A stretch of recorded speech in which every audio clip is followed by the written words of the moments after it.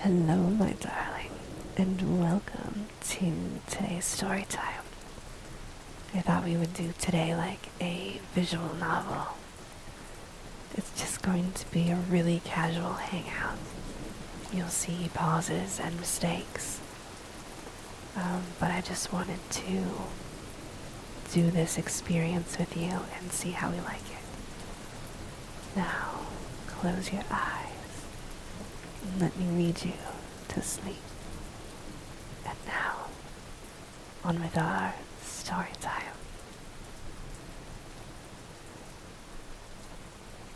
Associate Theory by Phee Stringer. You can find Phee on accesstoconcrete.com.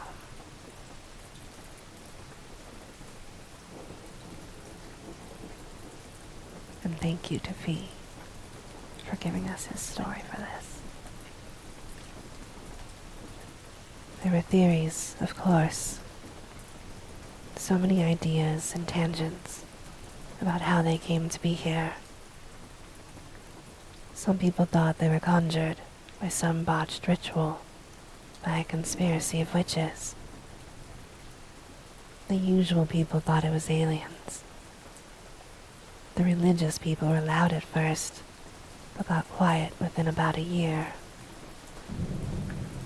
The theories ranged from the scientific to the supernatural, from the profound to the absurd. The most honest statement that anyone could say about where they came from, how they got here, and what they were, was simply, I don't know.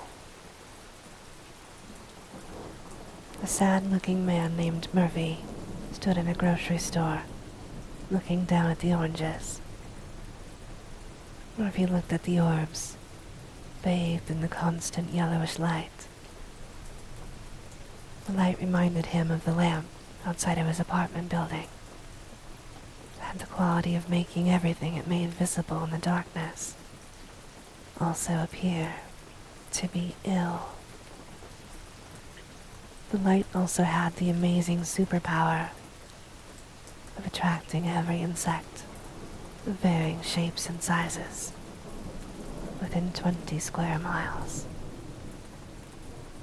Murphy was startled by one of them. One of its appendages was extending through the grapes next to the oranges. The end of the appendage had an egg-like black object on the end that most people, for lack of a better word, called eyes. The true nature of how their senses worked was, like almost everything else about them, a mystery. The associate was moving slowly as the rest of its bulk emerged from the wall behind the produce displays. Even though nearly everyone was used to the associates all over the world at this point, and even though it was well known that the creatures did not have the ability to touch anyone, Murphy and several of the other patrons still took an instinctual step back. The associates moved through objects and people like traditional ghosts in stories. The fact that they could pass through matter with ease did not mean they were completely devoid of any physical effect. The produce bags in this case were gently moving due to the apparent air displacement from its presence, like a gentle breeze. Some of the shoppers went back to what they were doing before it made its appearance, returning to their shopping carts and trying to continue their conversations with their friends and families, as if the associate were not there. Others could not help but observe its horseshoe crab-like base, as its dozens of tiny legs made it scuttle along. This one's body had the typical dull gold hue to it, mild reflections from the fluorescent lights glinting off its form. Both of the associates' appendages from the front right and left sides of its shell-like body waved around seemingly at random. The large antenna that rose out of the central, roughly pyramid-shaped mound, or head, of its body slowly waved from side to side, as they normally do, fading and disappearing into the ceiling above.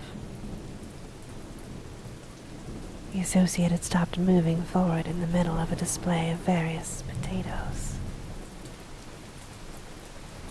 This associate was about the average size that was expected, roughly taking up as much space as a sofa, while of course not actually taking up any space at all. It moved again, this time choosing not to pass through the tower of baked goods 10 feet away, but inexplicably decided to avoid it. The associates occasionally showed awareness of the surroundings, choosing to avoid objects at random, sometimes avoiding passing through people and moving around them as if they were a pedestrian on the same walkway. Most of the time, they passed through walls, people, vehicles, and other items, as if they were not there. The pattern to whom or what they decided to avoid or acknowledge was studied and debated. Like almost everything having to do with the nature and behavior of the associates, despite many scientists and religious people alike claiming otherwise, it was unknown.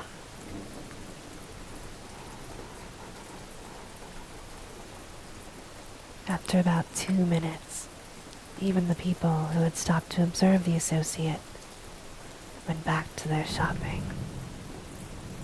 This was interrupted again, but the associate began emitting sound, as they did occasionally with varying volume, intensity, and structure, if any. This associate first hummed a few times before emitting a rhythmic bark about 5 times, which could be heard anywhere in the store. The sounds it made startled several people, making a woman drop a bottle of salad dressing on the ground, causing it to shatter. The closest store employee informed her not to worry about it and went to get the necessary items to clean it up. Murphy went back to his grocery shopping as the associate wandered through the front store window to the parking lot. Another associate was outside, near one of the card catchers, and the two stood one by another for a few seconds before moving on their separate ways. Whoops. Murphy overheard a woman on her cell phone speaking to someone about how the sounds this associate made had given her a headache and would be picking up Tylenol as well.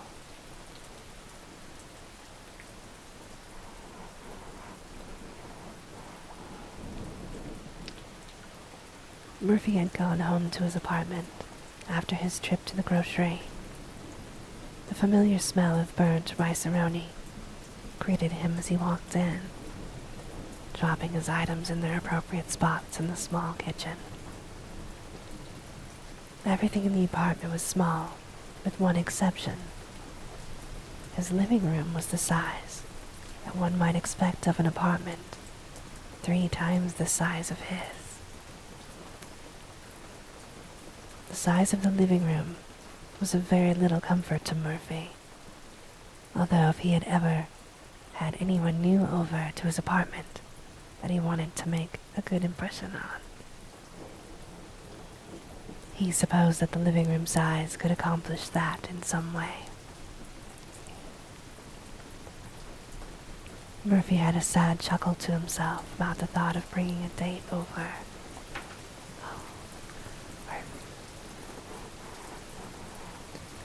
Murphy knew that feeling sorry for himself was not an indulgence that helped him in any way. He had a stable life. He made just enough money to exist, but not enough to do much that made him happy. He knew he was content with his cable, his internet, his goldfish he named E-Monster. He was content, but not at all happy. He had described his life to several therapists, and when he described his life and routines to them, he always felt like he was describing someone else's goals. Murphy knew that his hell was some other person's heaven.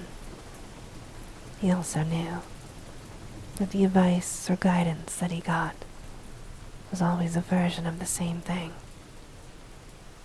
That being to chase something or find something to do that motivates him. They usually avoided the absurdity of his lack of love life. The microwave oven that may have successfully heated his fried chicken TV dinner beeped and got him out of his slow-moving freight train of thoughts. One of the few things that were not maddeningly unknown about the associates was how they got their mundane nickname. The official name of them was something scientific and unpronounceable by most people's standards. There was an ineloquent paper published online that caught the attention of the media, not because of any insights or intelligence about the strange new creatures, but because the scientists who wrote the paper, almost comically, kept referring to his fellow scientists and colleagues as associates. He repeated the word associates so often in the text of the paper that late-night comedians and memes spread so much that the term associates saturated the zeitgeist and became the moniker for the beings. Mistakes.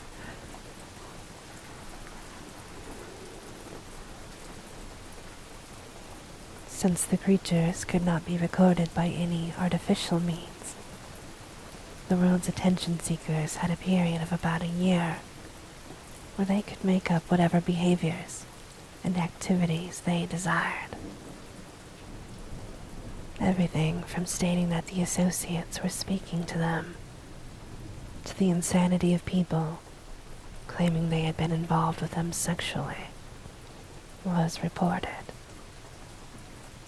It quickly became evident that anything that could be considered official about their behavior needed to be thoroughly corroborated by several witnesses.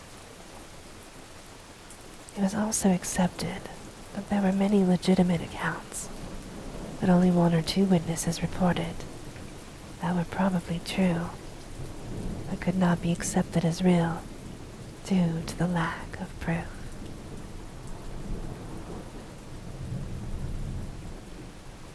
Murphy had been startled the day before in the grocery store. It was Saturday, so he got to wake up without the bullying sound of his alarm clock. Despite his lack of an alarm clock, He could hear through the wall of his sleep a strange sound that was pulling him out of his slumber. He first thought it was some perverse sounds coming from a neighbor's apartment. He tried to shut his eyes and forget that he was himself living his life and go back to sleep. The sound persisted, and it became apparent that it was not coming from a neighbor's room or being muffled by apartment walls. The sound was something between a deep swamp bird sound and a boiling pan of water. Murphy opened his eyes and looked at the ceiling for a moment. He turned his head to the left, where the sound was coming from, and let out a yelp of his own. One of the associates was next to his bed, making an undefined sound. Both of its sensory appendages were fixed on him, only moving slightly to follow his own body's movements. He slid off the side of his bed quickly and took a step back. The associate's appendages followed his movement. A slight adjustment was made there, sorry.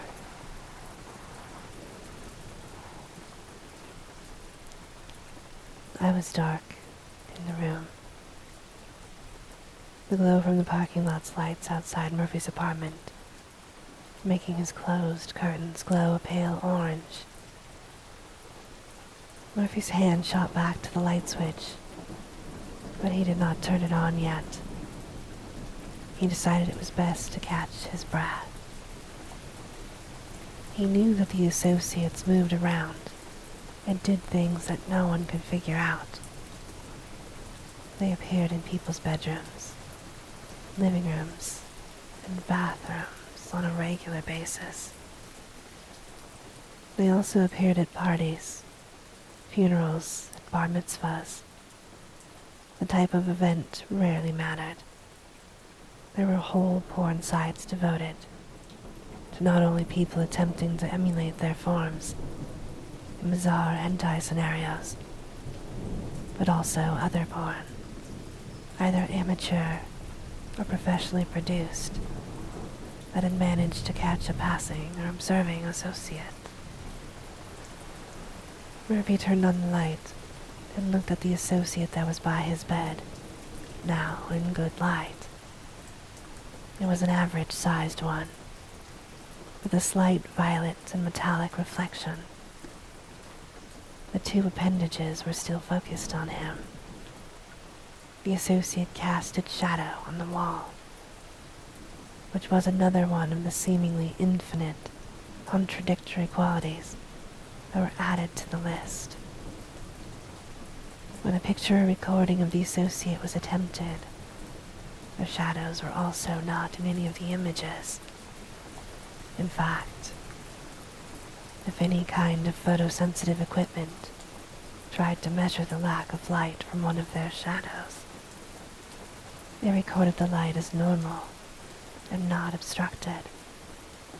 However, when the experiments about their shadows were repeated with living things, such as humans, animals, or plant life, the reactions were very simple and showed that their reactions were true in a shadow. The pupils would dilate, the flowers in their blossoms would contract, and things that were bioluminescent would glow. The associate, after about a half an hour, stopped making its noises, and then a few minutes later left Murphy alone. He had a few thoughts run through his head about some kind of meaning or significance to the associates showing up in the middle of the night. But he was exhausted enough so that sleep found him again quickly, despite the strange visitation. There you go. Relax.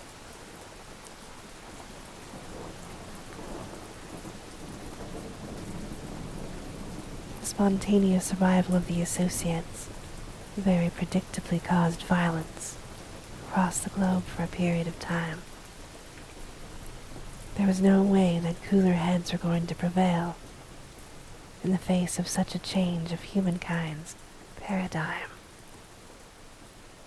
The usual religious and apocalyptic fringe had a field day, along with the conspiracy theorists. People do not need much of an excuse to start killing one another. Small wars were fought, and some people were persecuted. Most of the violence died down, but still continued to flare up from time to time. Ironically, there have never been any credible reports of any harm coming from the associates themselves. The closest thing to any kind of direct harm they had caused was due to them distracting drivers or startling people into having accidents, or in some cases, people's heart conditions found them as an excuse to finally end the person's life. When one came scuttling through the bathroom at a compromising time.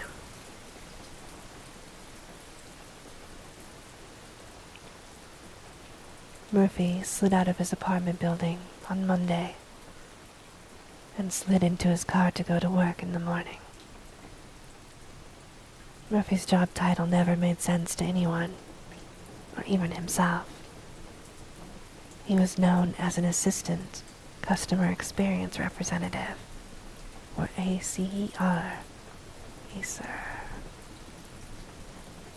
The name of the company he worked for was just as vague as the title Murphy held.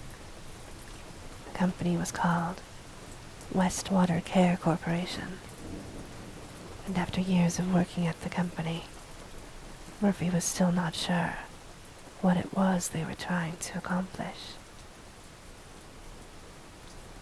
Murphy stopped at a donut shop on the way to work. He was planning on buying a breakfast sandwich and a coffee with the remainder of the $10 gift card he had won last night in the office pool. He pulled into the drive-thru and saw one of the associates was sitting in the lane.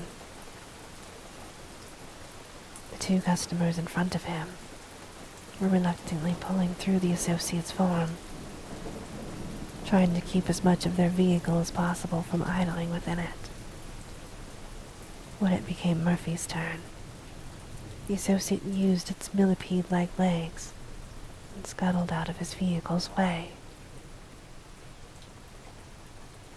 As he began his trek across the parking lot to his building, he heard an animal-like squawk from where he'd just parked.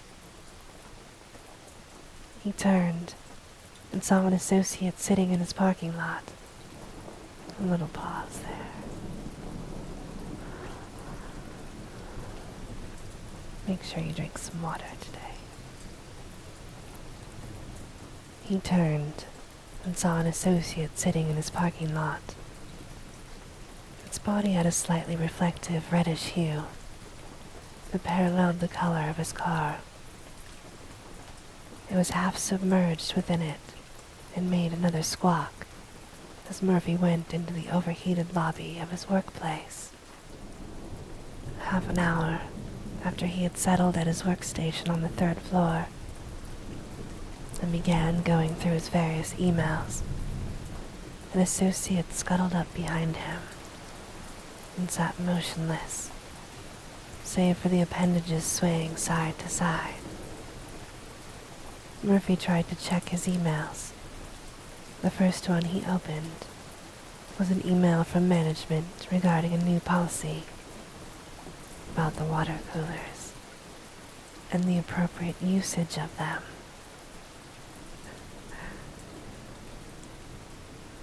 Another few emails about certain programs being down for a few hours over the weekend.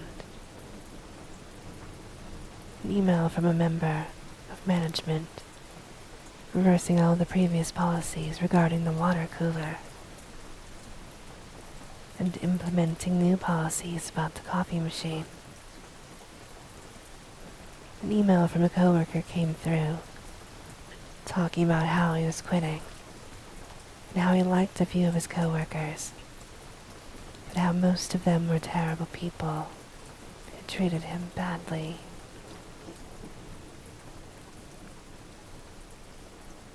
The associate's sensory appendage hovered above Murphy's shoulder as he read it. Murphy felt embarrassed about what this unknown being might be gathering regarding his useless office job. He finally gave up trying to read his email after coming across one regarding a new policy regarding the coffee machine, the water cooler, the refrigerator, and now the faucets in the bathrooms.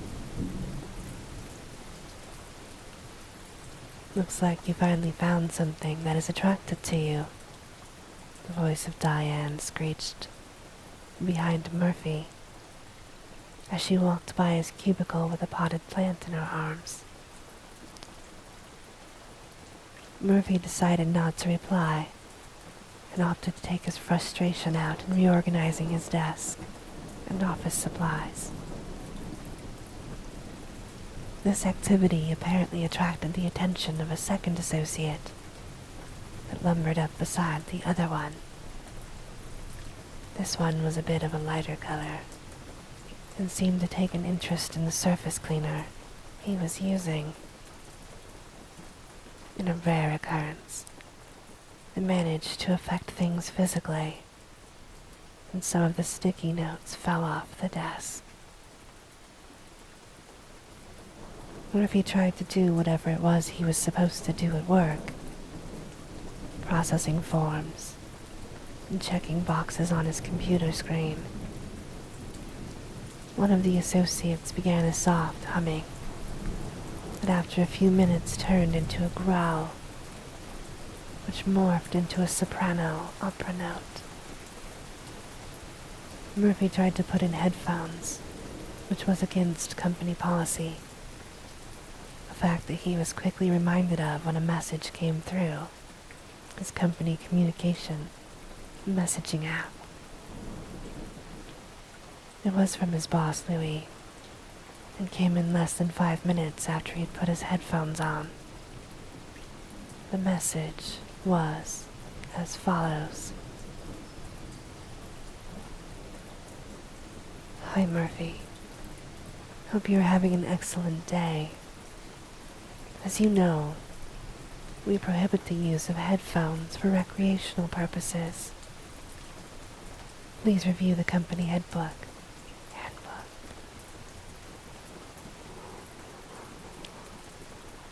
Where all the company guidelines and policies are laid out. Unfortunately, this will add points to your record. If you have any questions or concerns, please feel free to reach out to me or Cindy. Louis.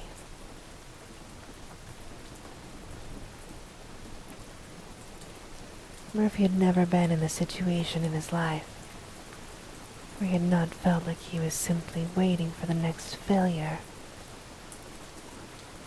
either self-generated in some way or at the mercy of others.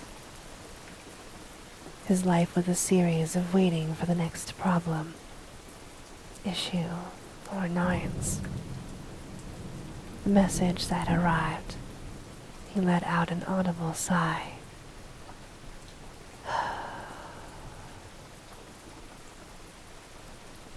When in school, he had been waiting to fail at assignments. When dating, he had been waiting to fail at gaining affection, till he finally stopped trying. Even driving felt like waiting for either an accident or to be pulled over for some reason. His job fit this view of existence perfectly, as it was exceedingly rare that things were noticed if done correctly. But very quickly, the jaws of middle management would snap on people as soon as something was slightly off.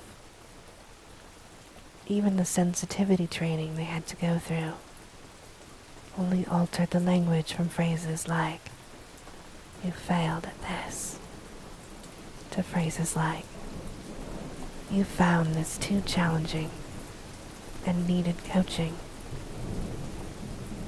The phrase felt exactly the same to him.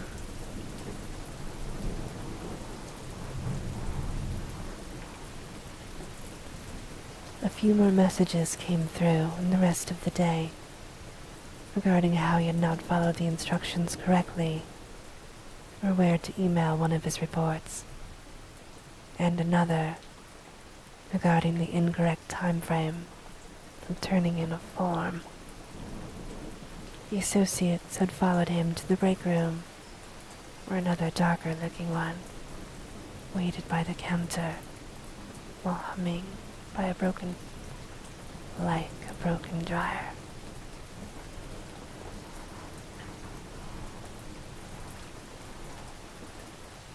Murphy managed to drive home after work. The only thing he could manage to look forward to was the thought of not being where he had been all day. When he opened the door to his apartment, he was slightly startled to find that several associates were already there, anticipating his arrival. Yikes. One was chittering like a dog with an upset stomach in a pet store. Another was waving its appendages around while emitting a sound that could only be described as gargling static. Murphy had managed to get to his couch, and remove his shoes when, despite the noise from the associates, he heard a knock on the door. Although walking through the associates in his apartment was clearly the most obvious choice, Murphy found it difficult to keep himself from still trying to step around them.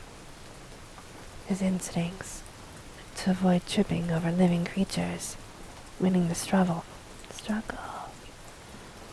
over his intellect, which knew they were incorporeal entities. When he answered the door, it was his neighbor from across the hall. She had a look of such distaste on her face that it was practically emanating from her like an odor. "What the hell you got going on in there? I work at night, and my kids are..."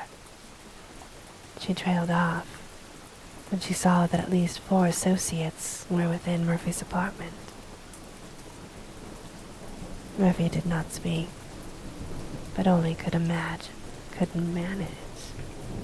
a tired shrug. "I'll take a little pause. I need to relax. Just listen to the rain. It's nice, right? Alright, here we go."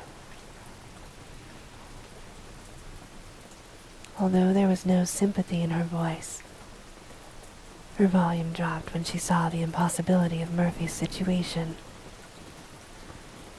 "Look, it's too noisy. Just find some way to handle this bullshit." She turned and walked away back to her apartment, slamming the door. He turned around and gave a small smirk that turned into a laugh. The creatures reminded him of a high school party, where the guests were being annoying and not leaving, while Murphy, the one living in the house, and the parents were due to come home at any moment. "Quiet down, folks," he said politely to the associates. There was no change in their behavior. Despite the odd sight and sounds that infested Murphy's apartment, he managed to get a vantage point on his couch. He turned on a game show that required no sound for understanding. He drank beer. he fell asleep.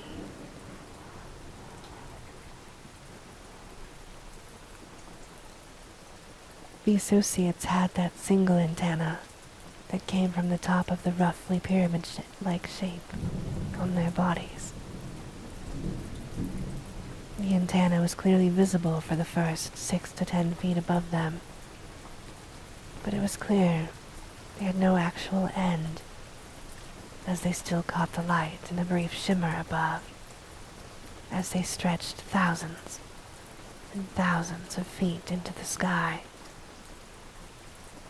This had also been verified visually by various air travelers, as in certain conditions, uncountable numbers of the antenna were seen coming up from the ground far below, presumably all attached to the body of an associate on the surface.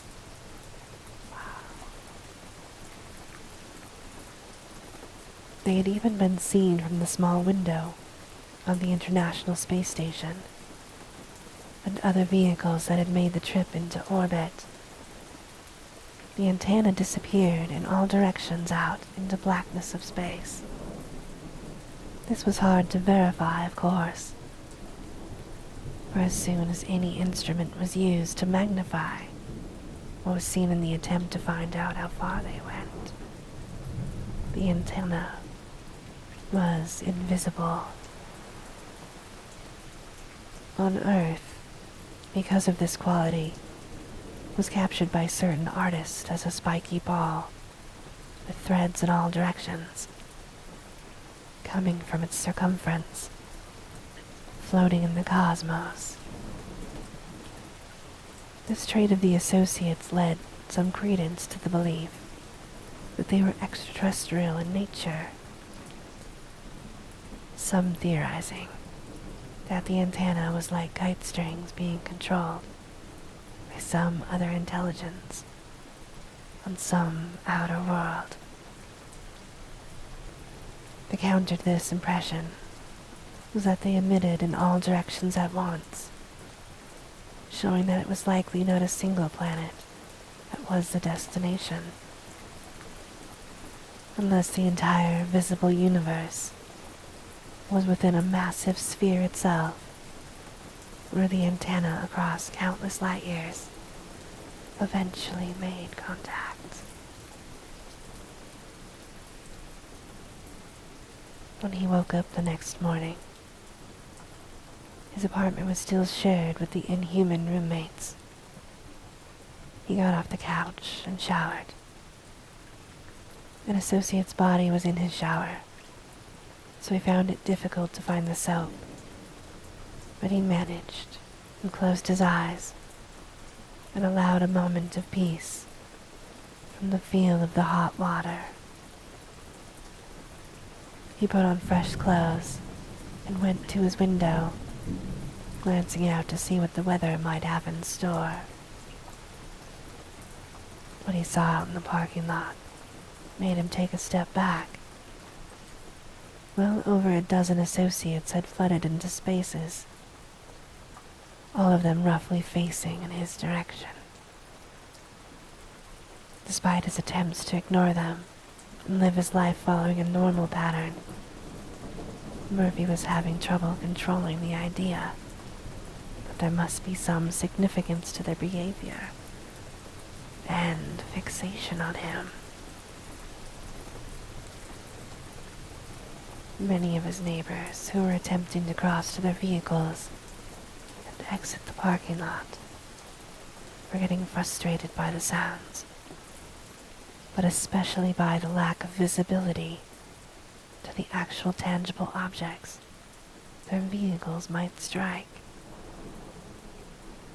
Murphy saw one of the clever teenagers was using the camera on his mobile phone, held up to his face, so that the associates would not be visible, and he could find his way out of the lot unencumbered by their appearance. Smart. A little shift break here. Just listen to the rain. Oh.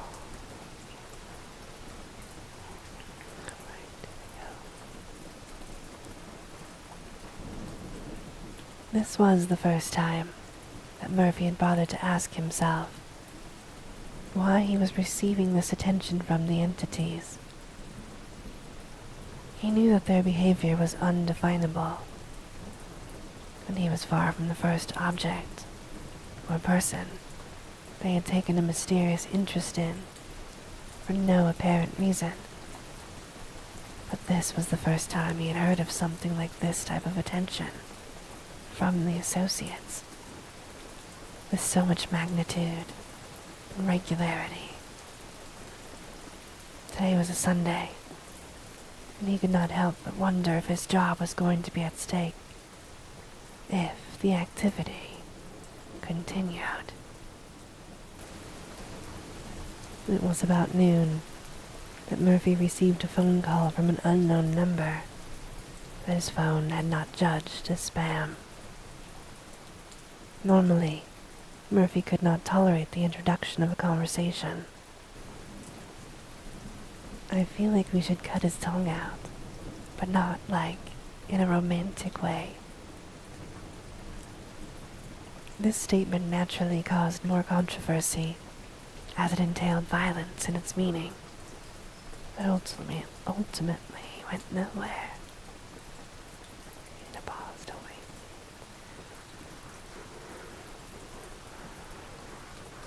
Read is very, very nice. Yes. Okay. The third verified time was in Egypt, when the associate said in modern Arabic, I wish shapes were real.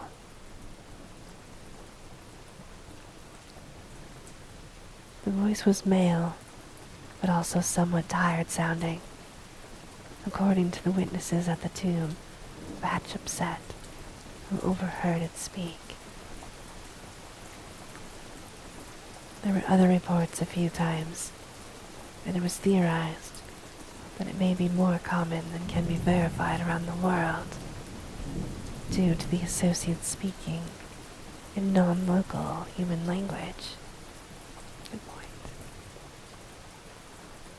For example, there were 2 German tourists in Mongolia who claimed that the bluish associate said they should make the sun illegal when driving. The other people that witnessed it did not speak German, so could not corroborate the statement. There were other statements, of course, but it was clear that some of the people who came forward had their own agendas, stating things like the associates wanted people to give them money or were communicating with the dead. Murphy was to be the witness to the 4th verifiable statement during his interview, when the journalist was filming him and asking questions about how the presence of so many associates around him had affected his life, and asking him if they knew any reason why they might have chosen him as the focal point for their attention.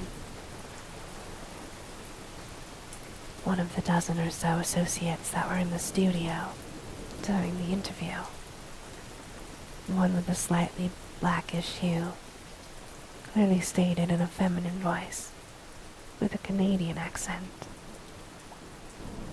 the way they must be saved is through this one. Please help yourselves to the vapor. Besides Murphy and Darlene Mekos, there were at least 13 others in the space of the studio. Camera operators, the stage director, makeup people on standby, etc., that heard the statement. Darlene Mekos was ecstatic to be able to report on the statement, as it was guaranteeing her more viewership. Murphy was as confused as he usually was by the behavior that had been around him for the last week. Some of the others had heard the statement, looked nervous and elated. People have a natural inclination to desperately try to find a meaning and pattern in things that they witnessed and coexisted with. When something happened that was utterly unknown, they will apply whatever meaning to it they need most.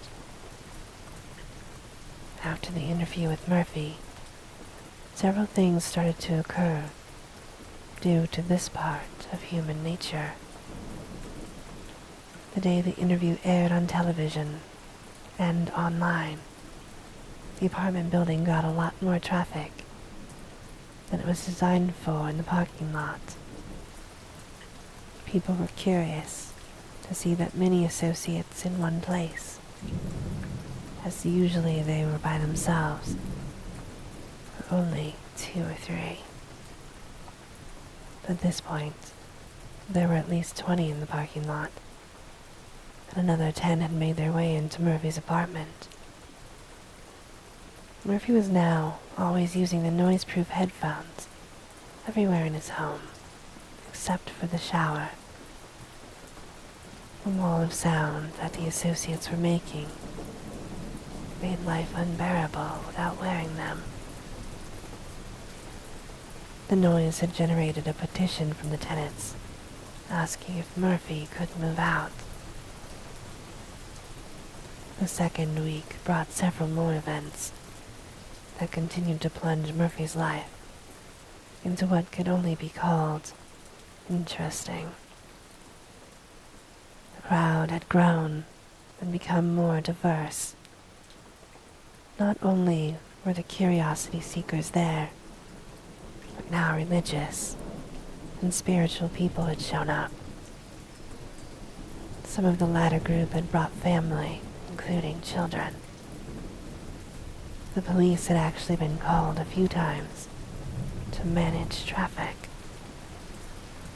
Murphy's job had sent him 2 emails, one about 2 a.m., stating he had been fired. The next email was letting him know he was not fired, but was given a leave of absence with full benefits. These 2 emails, with a practically opposite meaning, confused Murphy for a time. When Murphy tried to walk his trash out to the garbage, amidst the swarm of associates and people, he realized another aspect of this strange condition of life. The stranger offered to carry his trash for him to the dumpster, taking it from his hands. Some were approaching him, asking for blessings. Some offered gifts. Some held up their children for him to touch. The police that were present were mainly trying to control traffic. Murphy's feeling of being overwhelmed reached a tipping point, and the crowd of people was starting to make it difficult for him to get back into his building. Back up and give some room, for Christ's sake, a woman's voice said from a few feet away from him. Let the man go back to his home, you assholes. Her voice was full of authority, but also control.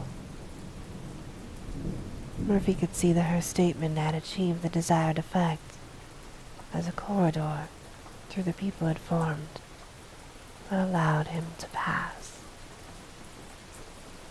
Murphy and the assertive woman made their way up the stairs among the confusion of the situation. He managed to get to his apartment, and the woman followed him in. Murphy closed his eyes and tried to pretend there were a few seconds of silence, which was difficult, given the fact that one of the associates was gibbering, like Morse code, on a World War II submarine. He tried to think of a silent cave, with gentle drops of water sinking into his spongy brain. He wanted so badly to let it cool the reaches of his boiling soul. Murphy felt a tap on his shoulder.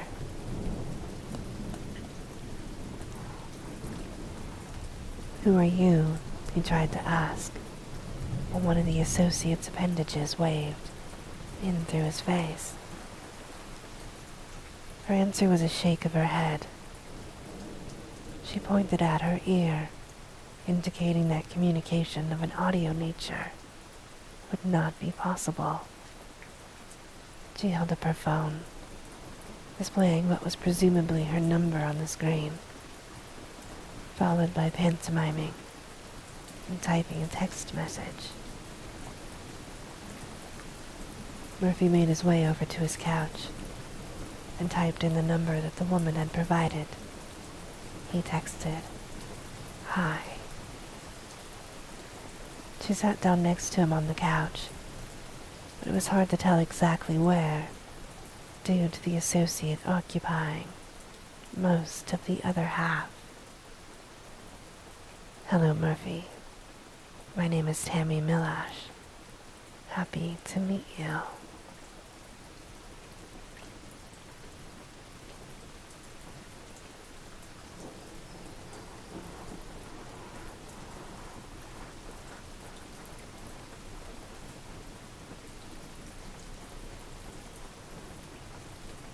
Tammy had brought several things to Murphy's apartment in her backpack, making it clear that she had thought things through.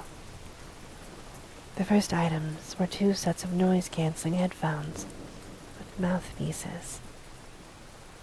She also brought 2 sets of VR glasses that their cell phones could fit into. The end effect, due to the associates being unable to have their image or their sounds transmitted in any way electronically, was that while the get-up was on both of their heads, they could effectively act as if the associates were not there. When Murphy first put the headphones on and powered them up, there was a moment of euphoria at the near silence that he had not had in what felt like years. He fell into a dark and dreamless sleep that was better than any chocolate on earth. After an undetermined amount of time, Murphy began climbing out of unconsciousness. The headphones and makeshift VR goggles, at first, were very unpleasant.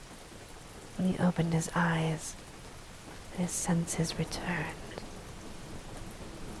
he clawed them off his face to the mumbling wall of incoherent noise that the associates were making. His eyes took in the moving, inhuman forms all around his apartment, and he hastily decided to put the headphone VR get-up back in place and allowed himself a yawn. His thoughts drifted to Tammy, the mysterious woman who had given him the headgear. He looked around and was puzzled that he could not find her upon glancing around the room. He had a lot of questions circling his now somewhat clearer mind. The first was who she was and why she had appeared in his life. Despite the relief the device offered, he was still well aware physically that the associates were around and within his space. His peripheral vision continued to sense their movements very slightly, and he could feel the small changes in the air due to their occupation. Small brushes of air and the sensation of something breathing too close by, even though the associates showed no evidence they required breathing in any way that science could detect.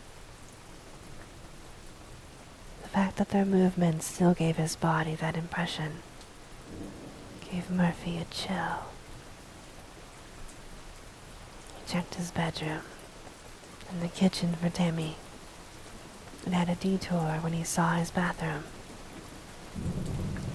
His body must have remembered before his mind the comfort that was gained by the ability to defecate in relative privacy. He noticed that there was a curling iron sitting unplugged on the side of his sink. After about 10 minutes, his mind wandered back to the strange woman in his home, and he exited the bathroom. After another quick scan of his living room space, let's have a little pause. Listen to the rain.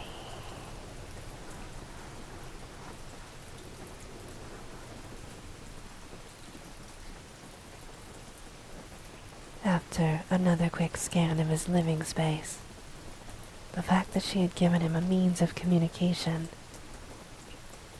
and it was currently resting on his ears and face, occurred to him. He lowered the microphone and decided to try it. Text Tammy. He spoke into the technology. Murphy would have called, and he barely knew Tammy, and even though she had led him into his own home and brought him some much-needed peace of mind, he felt that calling would be too invasive. Hi there. Where did you go? Murphy sent the text. He was unsure if there would be a response. He was puzzled as to what would motivate someone to enter into his situation willingly. With his mind a bit calmer, he realized she had not identified herself in any role, such as being a reporter, or from an organization of any kind. I am out on the balcony.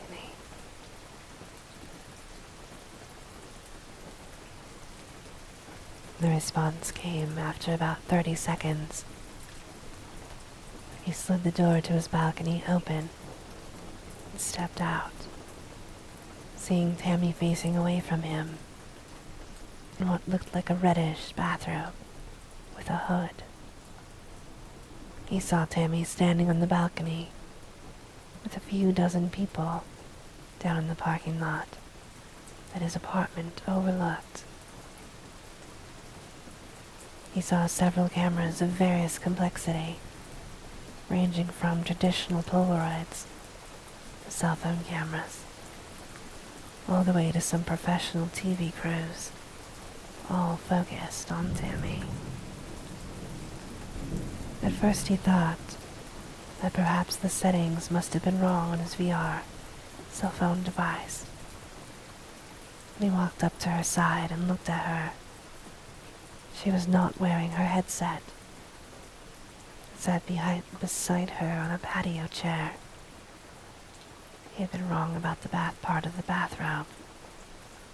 What he saw instantly brought to mind the covers of numerous 1950s fantasy pulp magazine covers, like the kind he had found in one of his grandfather's trunks during a visit to their house in Florida when he was 11 years old.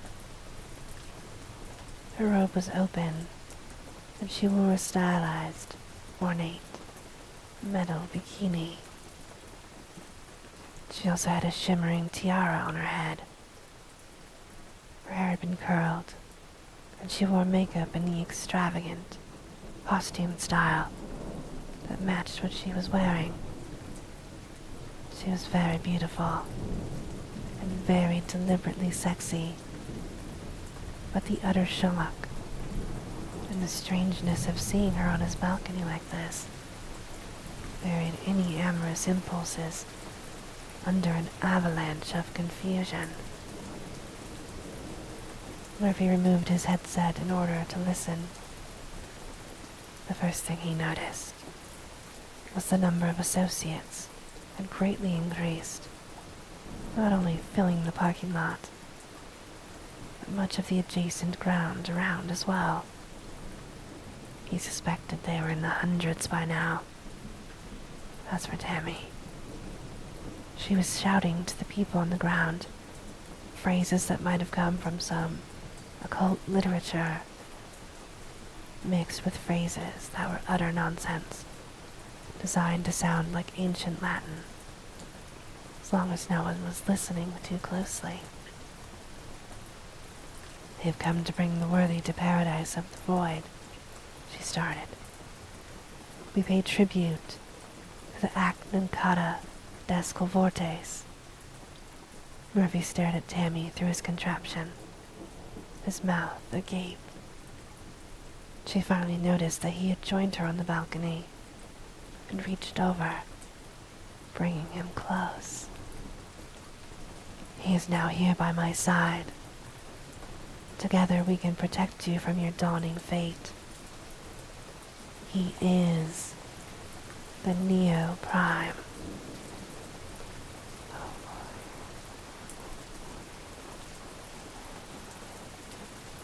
Several people who consider themselves scholars, historians, or experts have stated that there were signs and prophecies about their arrival. People claim to have ancient scrolls that had been discovered in the Middle East that depicted the shape of the associates' arrival, or sometimes an outline within an image of some Aztec art. It made no sense until some individual had seen it and then stated that they alone figured out the image, foretold their coming. And now that it was revealed, it should be obvious to anyone paying attention. Other people would claim that they saw a piece of burnt chicken while at a barbecue, with the image of an associate on it exactly 1 year before, and that they thought it was strange. It made sense now what the burnt pattern was about.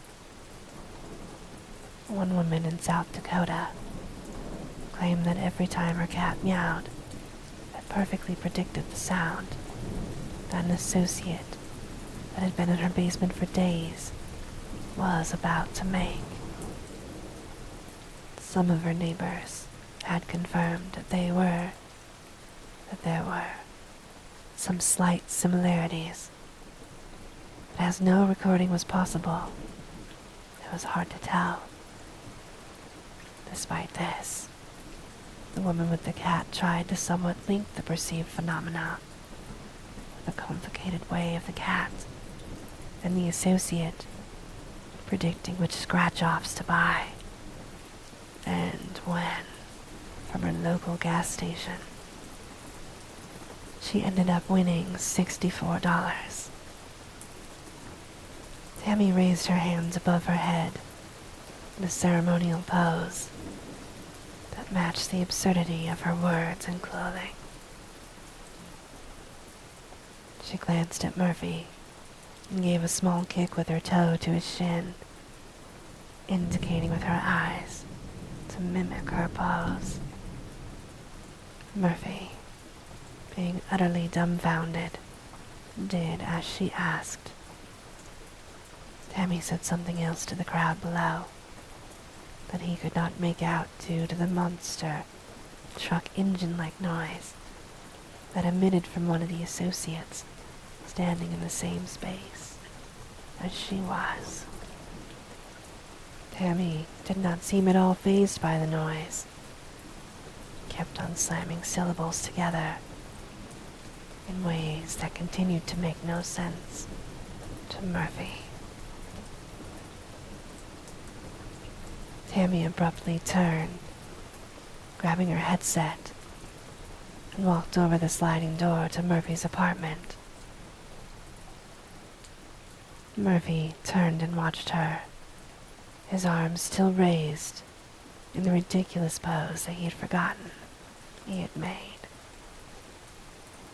Tammy turned again and pointed at the headset, followed by gesturing for him to follow her inside.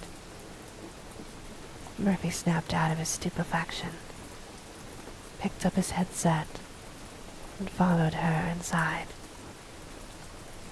He slipped the device on his head as it was ringing and answered.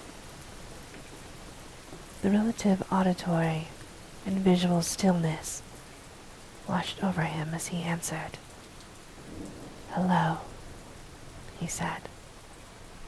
She said, "Hey," in an unexpectedly casual way, followed by, "Have a seat, Murphy."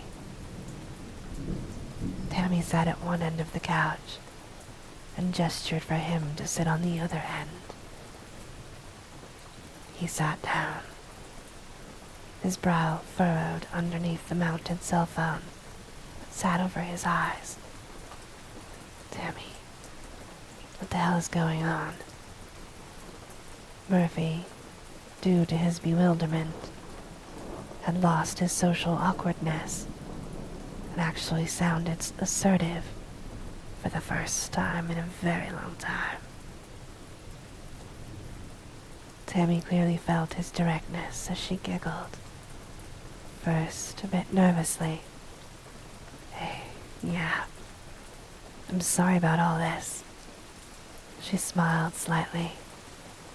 "You see, I hadn't expected you to pass out when you put on your VR set. But you were out for about 6 hours, and I had already called the media to be here around now. And so I just got going. I'm glad I did not have to go in and wake you up, because that would have looked awkward." She nodded when she finished, as if her words had successfully explained the issue. "Awkward," Murphy said in disbelief. "I am sitting on my couch with..." Murphy struggled to find a clever comparison, but alas, the fact that he was not a very clever man made him spurt out an unsatisfactory simile. "With a girl who is dressed like a girl who dresses like you are dressed." Murphy plowed on, and despite his loss for creativity,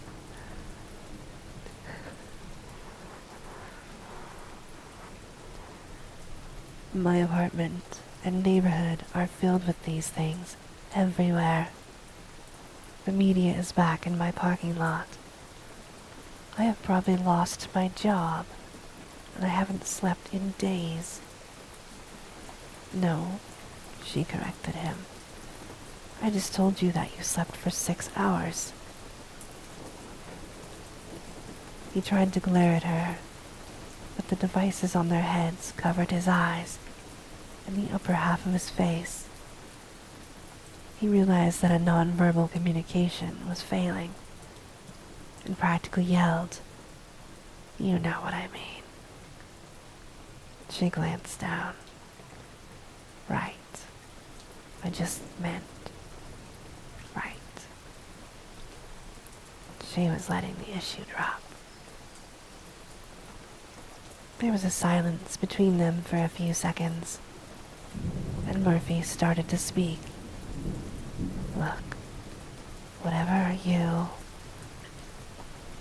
Okay.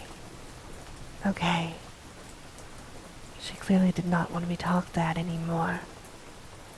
"So like I said, my name is Tammy Milash, and I got this idea when I saw you on TV the other day. An idea that is good for both of us." "Oh," he replied, crossing his arms. "Yeah, but first of all, I want to get one thing out of the way right now. It was her turn to be assertive. Just because I am dressed like this does not mean that I'm going to let you fuck me, okay? You got that?" The feeling of disbelief began to churn in Murphy's stomach once again. the hell are you even talking about? Well, you see, I get paid to go to a lot of conventions dressed up, and they pay me to look all hot and stuff. A lot of guys think just because I'm cosplaying all sexy like, they have a chance to hook up with me. I always have to remind them that cosplay is not consent.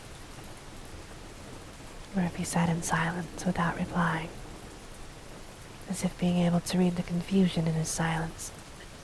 She continued. So I just wanted to get this out of the way, since I go to cons, and I do naughty sometimes nude cosplay. It does not mean I am a whore, got it? After a few more seconds of silence, Murphy finally said, Sure, yeah. He only vaguely knew about the subject she was referring to. Comic book conventions and pornography, apparently made for people that go to comic book conventions. Good, she nodded, her body becoming more relaxed. Okay then. She took a deep breath. Okay. So when I saw you, I got this idea. It's clear you still don't know what is going on with all the associates giving you attention, right? Right. So I figured this might be a way to make some money for me. Well, I mean both of us.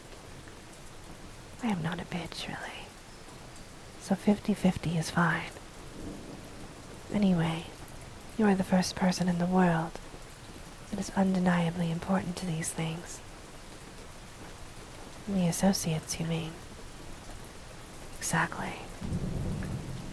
You were the first person who did not have to make a bunch of bull to sell this.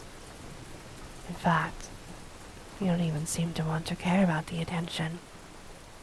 I figured that was even better. Better for what? Look, we can use this to make money, ask for donations and blessings.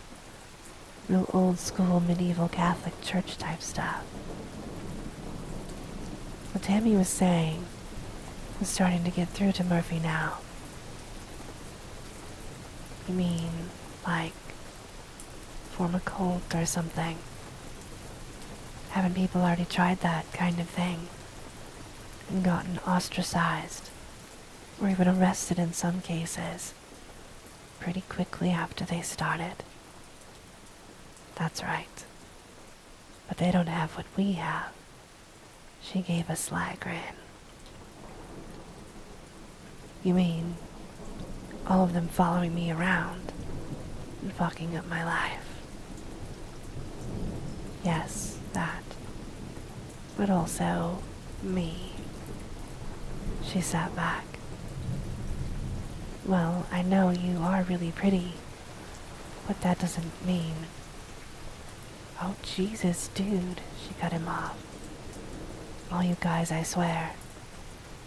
You also have the body of a fucking goddess. But that's not what I'm talking about, you perv. She stood up and put a hand on her hip. Her other hand pointed at his head. I thought of these things we have on when I saw you on TV. I put them together. I modified my Scarlet Witch costume. Most importantly, I thought of this. So yes, I am gorgeous. But I mean I am smart, you jerk.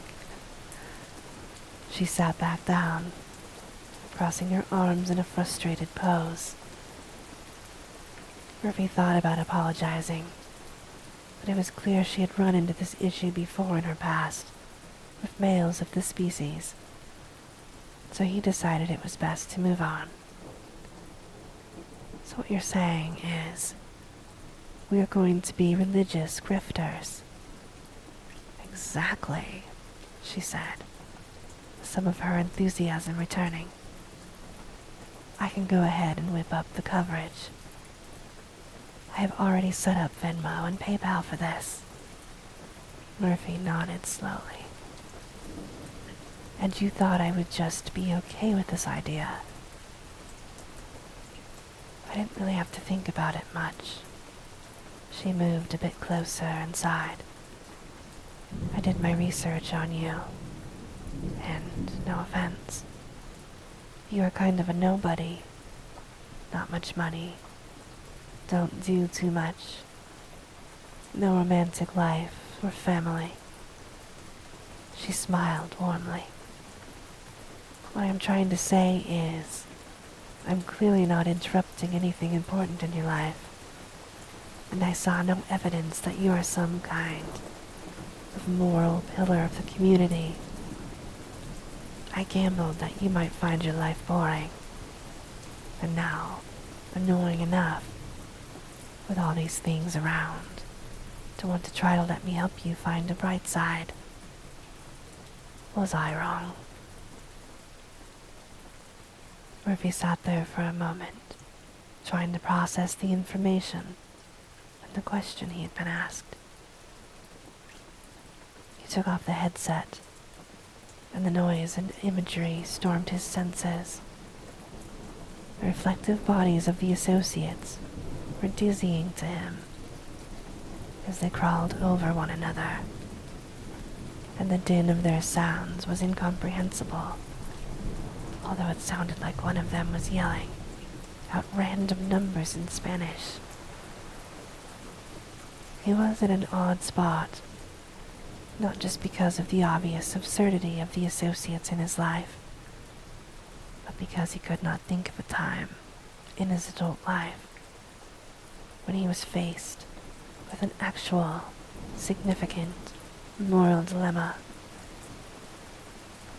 Anything more than a cashier at a convenience store giving him too much change, or how to fill out questionnaires at his job based on performance, were about as far as his moral compass had ever been tested.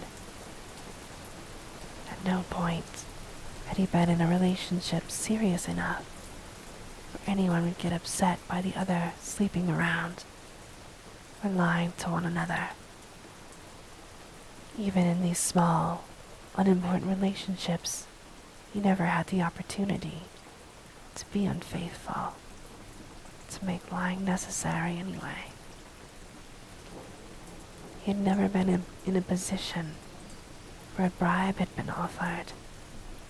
He had never done something terrible, like kill someone with his car and then driven away.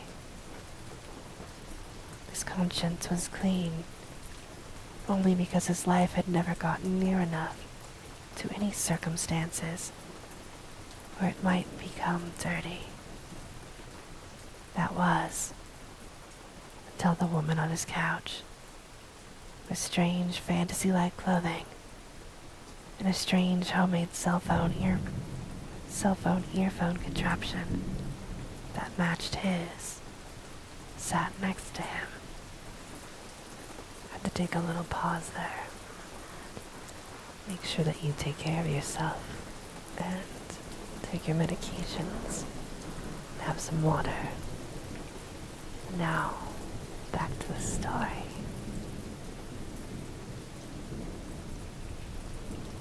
Tammy clasped her hands together, indicating that she was waiting patiently. Murphy did not even know what exactly he would do with any of the theoretical extra money that this new endeavor might bring him. Tammy was right about one thing. At least it would be something happening he could benefit from, even if he wasn't sure what to do with that benefit. He put his headset back on, and the relative silence returned once again. He could now see her clearly once again. "I guess not," he said quietly. Murphy made them both coffee, and they had resumed their seats on the sofa. Tammy had provided small, brick-like backup batteries to extend the life of their headsets They gave each other a few minutes to orient themselves before taking the discussion any further. Both appeared to have crossed a bridge psychologically and needed to give their brains a rest. Finally, Murphy decided to say, "So, what would I have to do exactly?" Tammy sipped her coffee. She had taken a few minutes to change out of her fantasy-style costume and into jeans and a death metal t-shirt whose logo was unreadable. Well, that's one cool thing for you. You don't really have to do much of anything, because you are the mysterious, silent factor of this thing. She explained that she had it all worked out. She went on going through the details of how she envisioned the scheme. She had an uncle that lived outside of town, with a decent amount of acreage and open fields where they could set up camp. She explained that she would come out and address the people in the area, and they were welcome to stay, but donations to save them from the oncoming storm would be recommended, so that Murphy, Neo Prime, could negotiate with the associates that would help to convince them not to destroy humanity. She said that he did not have to wear a costume like her, because it went into that simple man with a humble visage, just like you look in real life, she had assured him. She'd already gotten some donations electronically, about $50 worth. They could stay in her uncle's cottage with running water and conveniences. Murphy had several questions along the way. Why the fancy outfits and stuff? And why the end of the world? He asked, while refilling their coffees. Two things tap into people's souls and wallets better than anything else. Fear. She gestured around to where the countless associates were. And sex appeal, she said, arching her back to accentuate her bosom and her point. Murphy saw that this plan of hers had a lot of problems and places where things could go wrong. He decided to bring up the obvious legal and security issues later, however, and instead asked a more pressing question about the entire situation. Tammy, what about the fact that we actually don't know what's going on with the associates? I've had a lot of time trying to figure out why this has happened to me. I've talked to a few scientists, and they have run tests and stuff, and they have no idea what is going on. What if there is something actually dangerous going on with all of this, and we, or other people, get hurt? Tammy clearly had anticipated this question. Without any risk, there is no benefit, she chuckled. You see, whenever anything unexplained, or hell, even some explained things of any significance, has happened throughout history, there has always been someone there to benefit from it.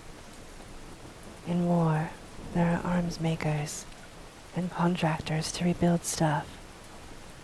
During disease outbreaks, the pharmaceutical companies clean up. Further back, the church would take any event and run with it. I am, or should I say we are, just getting ahead of the curve. Before Murphy could speak again, she continued. Also, what do you have to lose?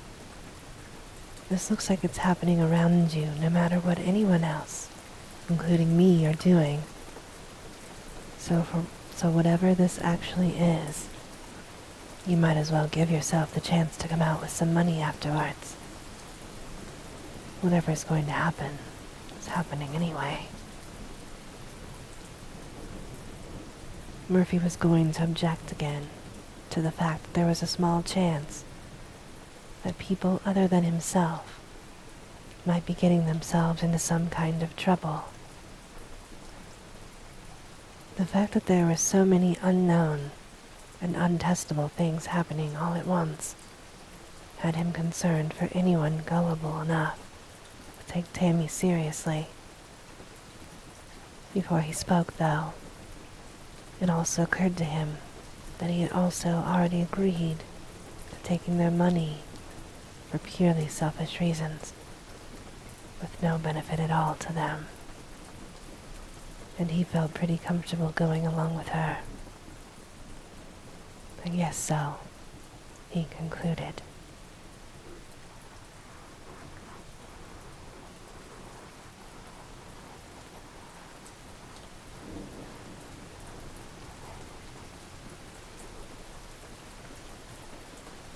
The next week was full of activity. Tammy had set up several interviews with various organizations, ranging from religious to news, and some that were undefinable. Tammy had very well scripted vague responses to the questions Murphy was going to be asked. Some of the answers resembled bad poetry, but since not many individuals who were giving the duo money knew what good poetry sounded like, it did not matter much. An example of this was when an interviewer asked Murphy how he knew for certain what the associates were communicating to him. He used one of the responses that Tammy had made him memorize and answered, "One who knows the language of the wind cannot explain it to those who deny the wind speaks." She took most of the spotlight, which he was grateful for. Money was coming in as well at a steady rate. Murphy was less than thrilled about this, as he had trouble picturing himself being able to enjoy much of an enhanced lifestyle with a never-ending swarm of associates around him forever, or having to wear some kind of contraption on his head. Tammy reassured them that if they got enough money, they could probably get something more comfortable and customized to wear on his head. The cottage was comfortable enough, and the first thing that she started doing with the money that Murphy had no qualms agreeing to was hiring a few security people. Murphy had the thought that perhaps they could sell versions of the headsets to people so they could successfully make their way through the associates to see the two of them in person. This idea was very quickly dismissed by Tammy, who asked the question, "You really want to make it easier for people to get close to us?"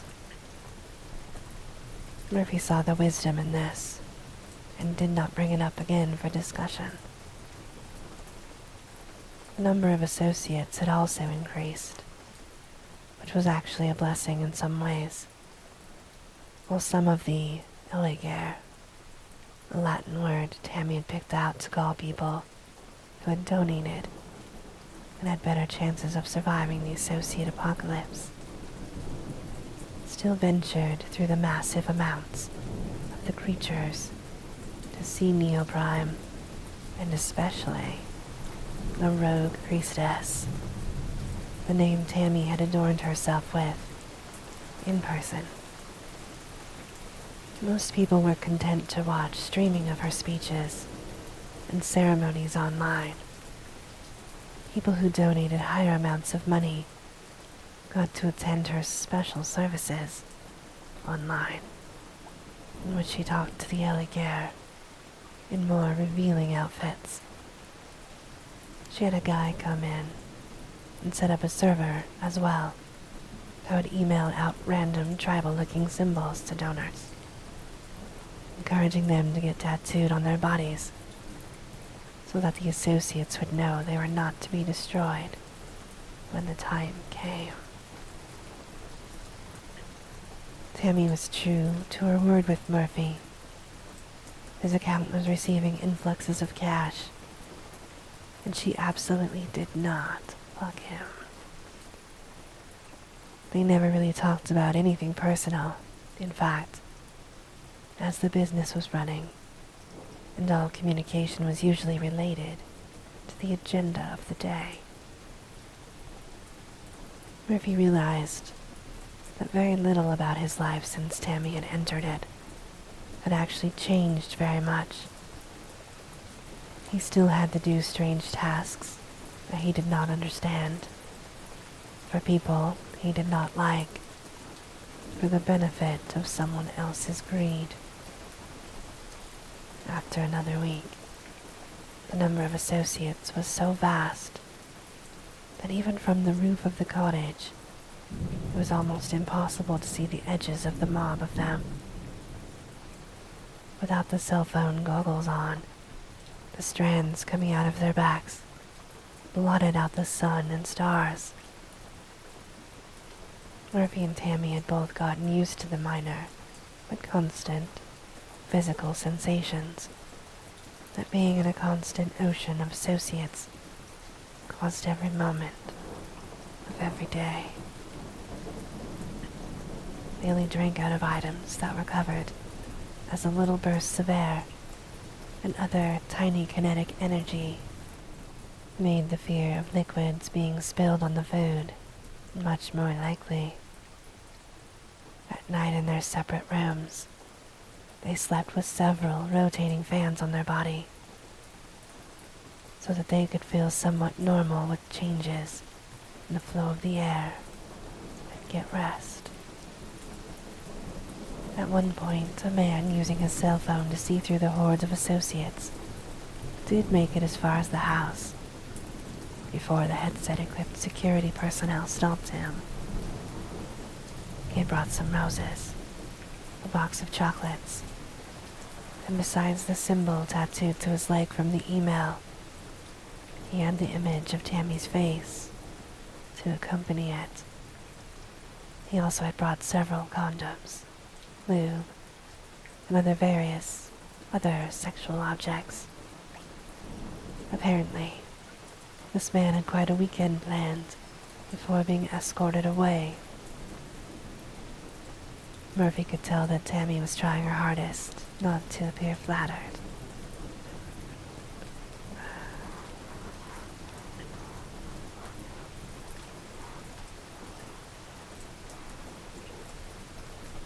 A few actual scientists did come to see Murphy from time to time the following week. They predictably could not find anything abnormal about him, other than he was somewhat stressed, causing mildly high blood pressure and headaches. Another finding of very little significance was that almost all wildlife within a few square miles had left. A few other property owners within the range of the mass of associates were also understandably upset. Tammy had paid for them, for several of them, to take their family and pets on vacation out of the money they had collected in order to keep them off their backs for now. Murphy at one point asked how they were doing as far as their money-making scheme was concerned. She was very optimistic, but also admitted that she had not anticipated the increase in expenses that their situation required, including paying the neighbors, extra tips for the various food drivers, and extra expensive trips for utility and repair people. She told him not to worry, though, because they were still doing all right. Many of the other organizations that claim to have knowledge and power over the associates and their presence were starting to struggle, often being forced to adopt or change their doctrine to explain what had come. Sorry, 1 second. I apologize, there was a very loud airplane. Many of the other organizations that claim to have knowledge and power over the associates and their presence were starting to struggle, often being forced to adopt or change their doctrine to explain what had come to be known as Murphy's Law. Among those who were losing their livelihood and standing over the situation, many of these organizations had also convinced themselves that Murphy's connection with the associates was deliberate, and that he had found some means to control their behavior. Those that had made money in the past, after the presence of the associates became apparent, were stewing in jealousy. I bet they are. Yeah.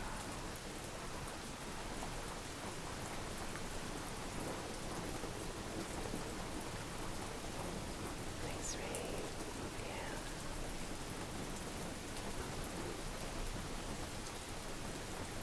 While patterns of behavior for the associates were not ever clearly defined, certain types of recognition were. It was decided over time, with the variations in their color and exterior patterns, that each associate was in fact unique from one another. Like most life that humans observed, it was always easiest to categorize them as all looking alike. This changed, though, as some people with the skill for sketching made a hobby out of drawing them when in their vicinity. Some of these hobbyists connected online over time from all over the world, and it was found that the same associate seen in one location would occasionally be seen in others. Sometimes they were seen on different continents entirely. It would have been easy to claim that this was another case of people simply seeing what they wanted to see, to give them a sense of comfort or intelligence. But due to some blind testing, in which one person would draw what they were seeing while streaming online live, while others would look into their portfolio, into their unshared drawings, and find an exact match in the patterns found. Some professional scientists and statisticians became involved in these observations, and after a few months, there was a consensus that these results could not be faked with such regularity. The fact was simply that the associates were unique and recognizable and traveled the world. This fact did not do much in understanding them, but a few conclusions could be drawn simply from this observation. First, some of the observations were months apart from one another, meaning that associates had a lifespan that was at least longer than many earth insects and other creatures. The longest observation period between seeing the same specimen being just over 8 months. The next was the fact that they could travel very quickly, as one individual was observed in Portland, Oregon, and after no longer being observed, the individual was then sighted in northern Iraq 7 minutes and 27 seconds later. Most of the other conclusions that people began to draw were once again falling into the realm of conjecture and opinion that, while likely, could not be proven. Some of these ideas included theories about their biodiversity and the total number of them in existence, at least on the planet. Other ideas about their emotions and intellect still could not be addressed in any meaningful way. One of the security guards on the 32nd day of staying at Tammy's uncle's cottage woke up Murphy from a rare deep sleep at 7:20 in the morning. The employee's name was Val, short for Valkyrie, a very muscular and well-trained woman from Minnesota, with an almost comically high-pitched and feminine voice. "Mr. Neo Prime," she said through the headset. He opened his eyes and switched on the screen to his cell phone goggles. "What is it?" he asked, both groggy and annoyed. "It's probably easiest if you take off your headset, sir," was her reply. He braced himself for the wall of associates' noise and chaos, but was shocked to find that all he saw was Val standing there. He quickly got out of bed and put on pants. As he emerged, he saw that Tammy was also coming out of her bedroom, looking equally confused. They locked eyes for a moment, as it was exceedingly rare that they could see one another's faces without their headset, or without the crowded vision of all the associates around. Tammy finally broke the awkward eye contact and turned to Val. "They are just gone?" she asked. "Not exactly, ma'am." Val gestured to the door. Tammy, Val, and Murphy stepped out onto the porch, where Corey, the other hired security person, already stood. They looked out onto the lawn area, where, for the first time in a few weeks, they could see the ground without mechanical aid. About 300 feet away, the associates were indeed there. They had formed a curved line that none of them were crossing. It resembled a military assembly. They still made their usual nonsensical noises. A few in the front were repeating similar phrases for a time that sounded like questions being asked in a strange language. "Data chum, data check," before resuming their normal noises. Then Corey spoke. "They backed up like this about 20 minutes ago." He had a mug of coffee that he sipped. Murphy took a few steps forward off the porch to try to see if there were any other changes. He stopped after 5 steps because of the reaction they were having to his movements. Each step forward he took, the line of associates moved back away from him at an equal distance. He took 1 step back, and they advanced again. The associates apparently wanted to keep their crowds at an exact and inexplicable distance relative to where Murphy was. He turned around back to Tammy and the 2 security personnel on the porch. "They have formed a perfect circle around the house." "Around you, sir," stated Val, still studying the perimeter they had formed. She then came down off the porch and walked to the side of the cottage. "Sir, can you take 3 steps forward, please?" she called out. Murphy obeyed, not understanding the reason Val had asked him to. She then walked back towards them. "They have a circle formed around you, sir. When you move, the circle follows you, always keeping you at the center. She confirmed what Murphy had suspected.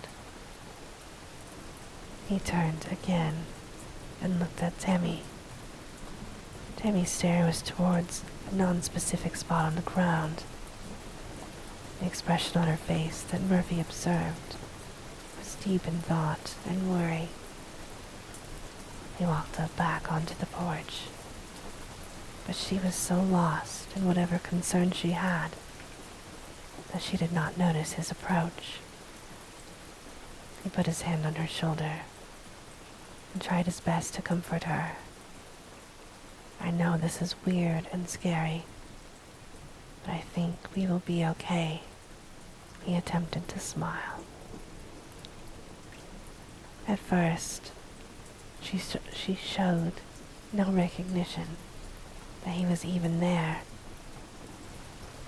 After a few seconds, she finally registered him standing there, and that his hand was resting on her shoulder. She came out of her trance like a student in a history class that had snapped out of a daydream. "What?" she said, almost to herself. She looked at his hand and let out a scoff as the sentence he had spoken finally computed. "Scary," she repeated. No. She took his hand off her shoulder and returned it down to his side, not in any way offended or cruel way, but more like someone had handed her a dinner roll that she was not hungry for, and she was politely placing back in the basket. "Give me 15 minutes. She walked towards the front door, turning quickly. She pointed at Murphy. "You stay put and don't move. Even if someone comes towards the house like a follower or a reporter or something, don't say anything or go anywhere until after I am back." Murphy stood there with no expression, a skill he had learned during meetings where 9 times out of 10 he had no idea what they were talking about anyway. Murphy's expressionlessness was one of the traits that Tammy said was a good asset to their scheme of making him silent and unreadable to the people giving them money. It was different from a poker face, in that poker players used their face to hide what the truth was about their situation, whereas Murphy used it to cover up the fact that he did not know what the truth of the situation was.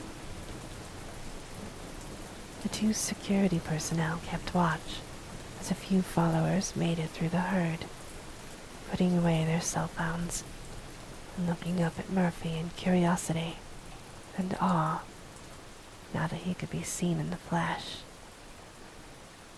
Tammy had broken him of his earlier habit of waving to them when they approached, because, in her words, it made him look like a lonely, pathetic prick.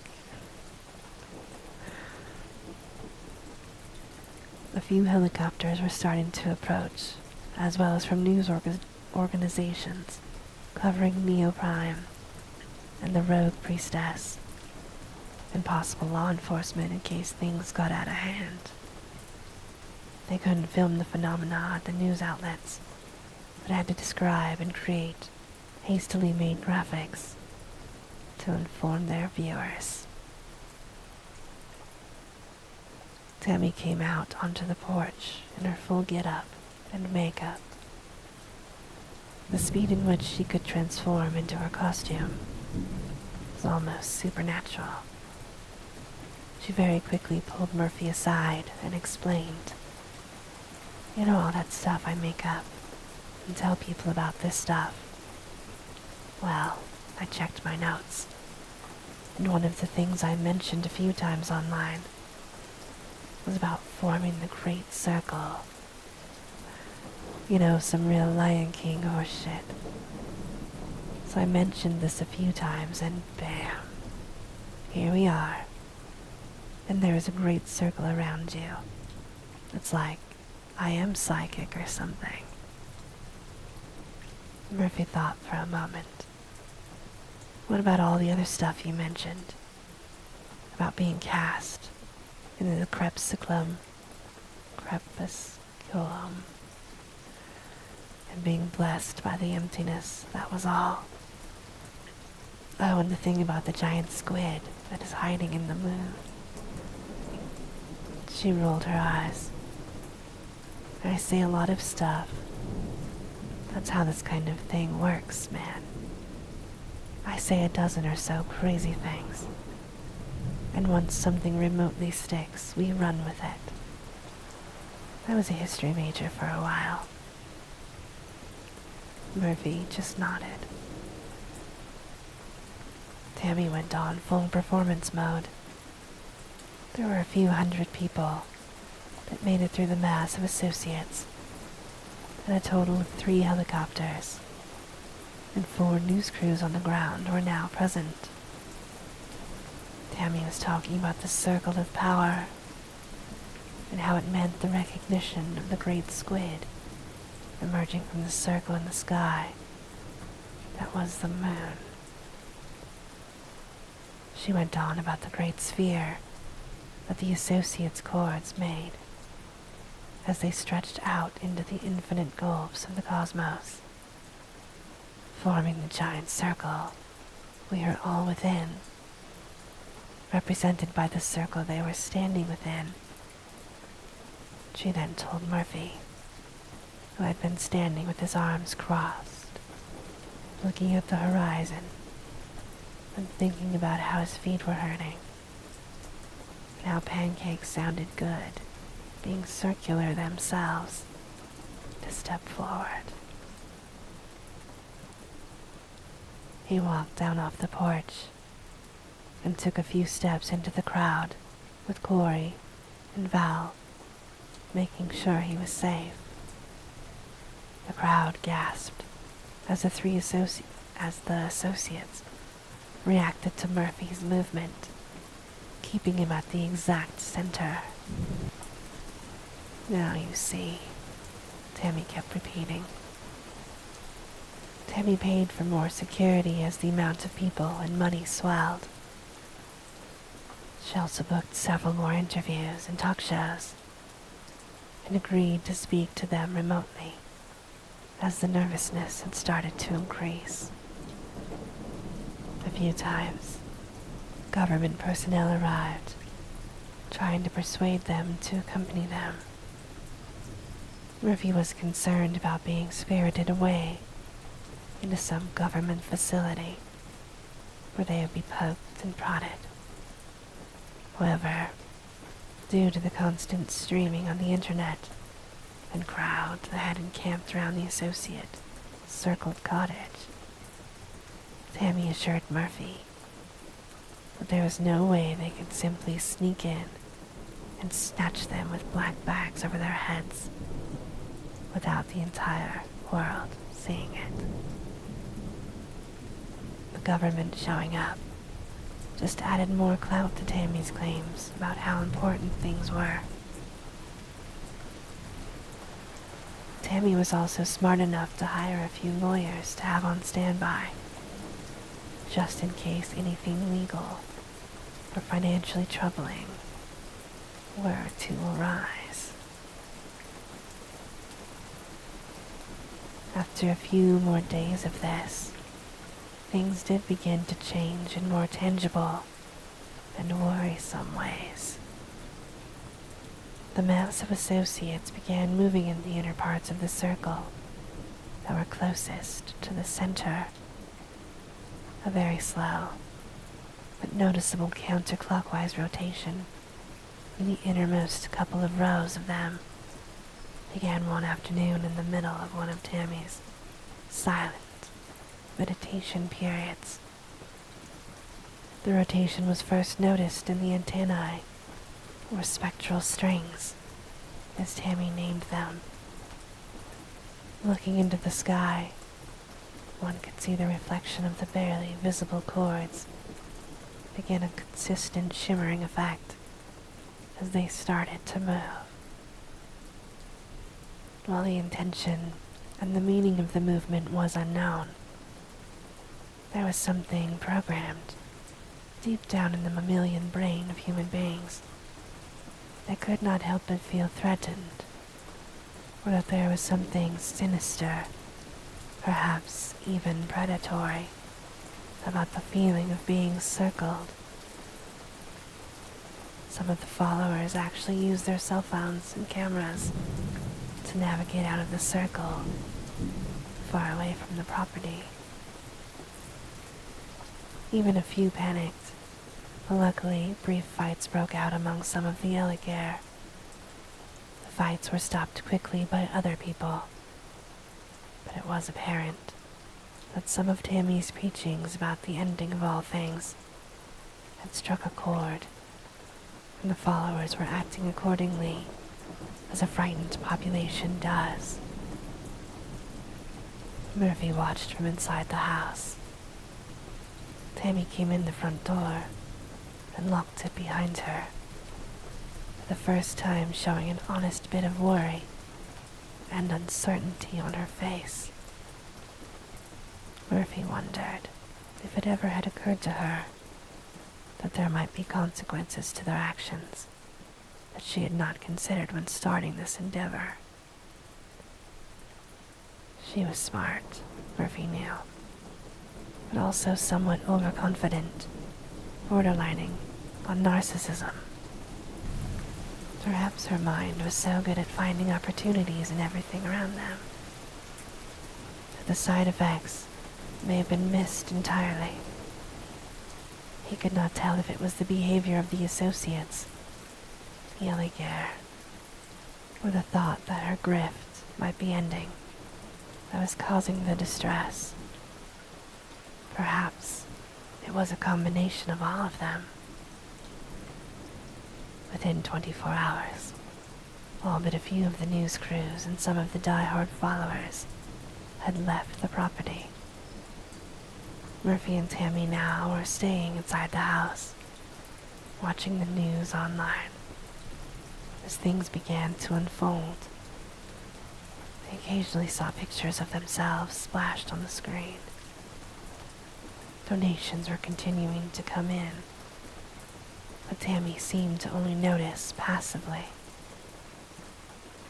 Murphy considered making another attempt at consoling her, but thought better of it from past experience, even though this time it appeared more genuine on her part. The rotation of the associates began to accelerate, as well as the number of the creatures. While the initial movement of the rim of the circle had been a few inches in a couple of seconds, now was moving at a speed that resembled an unearthly arthropod carousel. Even the sounds that the associates were making were getting less and less random sounding, and almost forming into a wavy rhythm that ebbed and flowed. The number of associates had increased so much that now their gathering had crossed state lines. No satellite footage, but some of the astronauts on the International Space Station described it as a dark yet shimmering stain on the land, and that the antennas were passing through the station for a few minutes at a time. Each orbit so dense it made the astronauts temporarily disoriented. Within another few hours, the speed of the associates had increased to the point where people on the space station, as well as several high-flying aircraft, described the image resembling a dull, yet metallic hurricane. The speeds of the various bands of associates were estimated to be exceeding 300 miles per hour in some cases.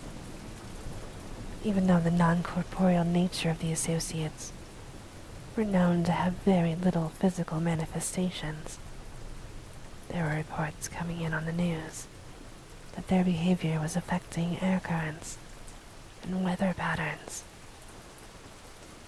The clouds were beginning to rotate above the swirling mass, being pulled lightly by their mysterious weight, caused by the associates' movements. Vel got curious enough at one point, much like a child putting their finger into a portable fan, to reach her hand into the edge of the circle. The associates were moving so fast that they had formed a shimmering bruise-colored blur. Val's hand disappeared into it for a moment, and then withdrew. She said to Corey that it felt like putting one's hand out of the window of a slow, moving car.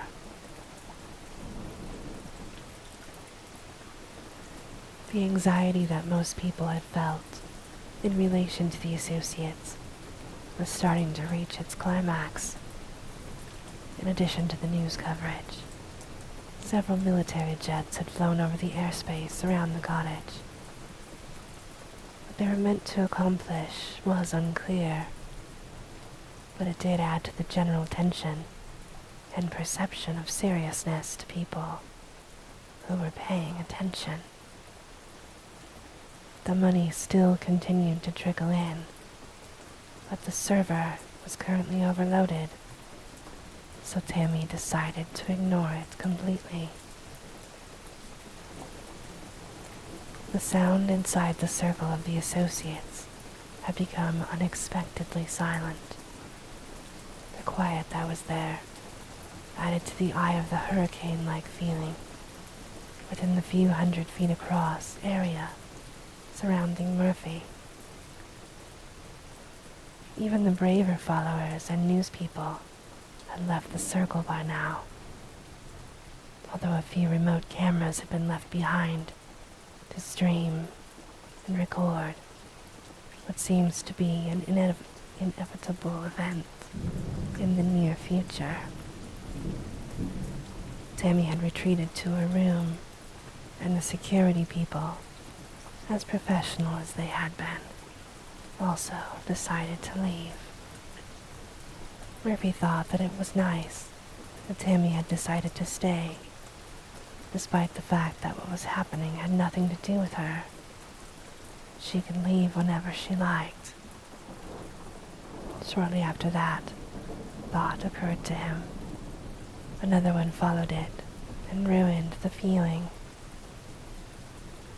Tammy was now a very public figure, the center of a very frightening event. If she left, it was likely that she would be recognized, and there would be very unpleasant issues for her. She was most likely staying because she felt in jeopardy, no matter where she was sitting at the moment. Murphy went out and sat on the front steps to the cottage, the circle adjusting by a few feet, matching his movements. The clouds themselves had begun to follow the rotation very, very slightly as well, he could see. He had given up trying to watch any of the media coverage of the situation. For every few minutes, the predictions and theories that had been nonsense when the associates showed up were now the exact same nonsense, but louder and more stylized. He let his mind go blank as he stared at the whirling mass. He was used to his mind going blank due to having no comprehension of what the right action or reaction to a situation was. But this time, it was different.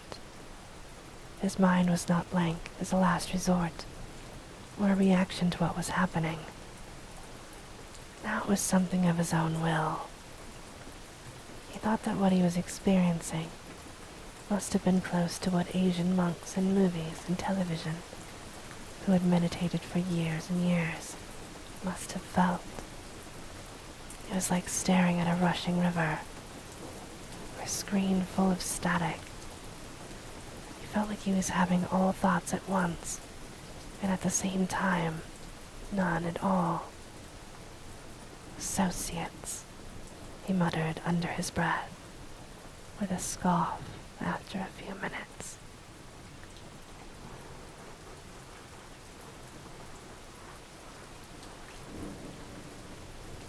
Murphy got dizzy and lightheaded. Somewhere in the back of his mind, he thought that whatever the associates had been doing all this time was finally happening. He then looked up to the sun and sneezed one of the hardest, most unprecedented sneezes he could remember. His back cracked, and he lost consciousness for perhaps a quarter of a second, so that he had to steady himself on the railing. When he opened his eyes, he saw that the motion of the associates had stopped abruptly, and they were simply standing around moving slightly in their usual fashion. Murphy winced as their noises had all returned to their usual, incomprehensible state. The rumbling, the mumbling, screeching, warbling of countless associates filled the air once again. The circle itself was no longer a circle. Whatever spatial lines they had created around Murphy apparently were gone. The associates began to wander in their random ways again. They waved their appendages around in ways that made no sense to humans, as they had for years. After a few minutes, Murphy turned to enter the cottage again. Tammy was emerging, not in costume. She handed Murphy the phone and the headphones with mouthpiece, now separated, as the density of the randomly wandering associates did not warrant the artificial means to see the world without them. The noise, however, was everywhere again. He put on the headset as her call came in. "What happened?" she asked. Murphy thought for a moment about how to answer this question, as nothing was the most accurate response. "Oh," she said before he could speak, making it clear that his facial expression had communicated his lack of understanding in much more detail than any of his words had ever hoped to convey. The two stood side by side for the next few hours, not speaking at all except Murphy's asking if she wanted coffee. She nodded. The associates were dissipating in number and density, like young people making their way out of a summer music festival. Their concentration by mid-afternoon only about a tenth of what it had been at his peak. They wandered in and out of the cottage, showing no notice of the two human beings that were occupying it. After a while, the headphones were entirely unnecessary. There was a bit of a litter left behind from the people that gathered and left, and within a few more hours, people had come to retrieve any equipment they had left. Murphy made spaghetti that evening for Tammy and himself, and opened a bottle of red wine. There were no words between the two of them for the first few minutes. Murphy, so used to the talkative and flamboyant woman, leading every conversation since they had met, was at a loss on what to say. Finally, he sighed and asked the most basic question he could think of. "What are we going to do now that things are like this?" Tammy continued to eat for a moment, as if he had not said anything. He could not help feeling that the two of them were acting like they had recently had an argument, which of course was not the case at all. Well, after this I'm going to take a shower and go to bed, she said flatly. I'm not too worried about what you are going to do. The feeling that an argument had occurred was replaced with the feeling that he had done something wrong, or had not lived up to expectations in some way. I mean, what about all of this? He gestured around himself. An associate wandered in behind him as he did this, paying neither of them any apparent attention, but making a sound like a rusty swing and wandering away. Tammy looked tempted to answer in another sarcastic non-answer again, but an expression of resignation came to her face after another moment. Without going into that much detail, I don't think there is much to do. We have some good news, and we have some bad news, I guess. Murphy nodded and said, "Okay." He took another bite and waited for her to continue. "I guess I will start with the bad news." She dabbed her lips with the napkin and sat back away from her food. "I still need to pay Val and Corey, as well as the other two we hired that I forgot the names of. My uncle decided that given the circumstances, he wants some money for us using the cottage and the cleanup. I had merch, like t-shirts and stickers made for us to sell. That is supposed to arrive in 2 days, but I'm thinking no one will want to buy." She paused for a moment, as if going on was causing her mild physical pain. She took a swallow of red wine. "I had anticipated doing some refunds for people eventually, but not so abruptly. So a lot of people are asking, no, demanding their money back. They know where you and I are at the moment, and what we look like, so I am doing as they ask." She looked embarrassed and annoyed at herself. "I also bought a car that I had not told you about yet." Murphy nodded, as this did not surprise him at all. "Okay, that's fine." He looked down at his empty plate. "I assume that was the bad news." "Yeah, there is some good news, I guess. Despite all the stuff that we have to pay for and tie up, we still do have some left over." "Some?" he questioned. "What is some?" Tammy pulled out her phone and pulled up some type of report. "If we split 50-50 like we said, each of us will have $16,023.57 from what we pulled in." She was clearly unhappy with the amount. The way her tone sounded like a parent telling their kid that the amusement park had burned down, so they had to just go to the grocery store for their birthday instead. Murphy, on the other hand, gave a small smile. "Well, that is not too bad, I guess. That's about twice as much as I would have made if I'd been working the last 2 months." "I guess so," Tammy replied, her expectations versus the reality of their financial situation clearly causing her an epic crater of disappointment in her plans. She resumed eating spaghetti. "I really don't know what happened, Tammy. I mean, 1 minute they're all doing that spinning thing, and the next..."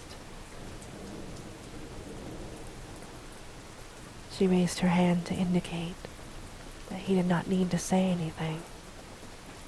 It's okay, Murphy. It's not your fault. It's not really anyone's fault, I guess. After a few more minutes, she added, You were right. I guess I am in a slightly better place than when I started. My YouTube channel and my OnlyFans are bound to at least have some people stick around, even though the world didn't end. Murphy smirked and gave a half laugh. I guess there was no way this was going to go. That was not disappointing, but also resulted in the world ending, not ending. Like a door to Wonderland opening, or you and I getting superpowers from those things. I didn't really see that happening, but I had no idea what I was expecting either. Tammy put her dishes in the sink and gave him a small smile. I appreciate you not trying to get into my pants during this whole thing. For what it's worth, you are a loser, but you are not a bad dude. Good night, Neo Prime. Good night, Priestess.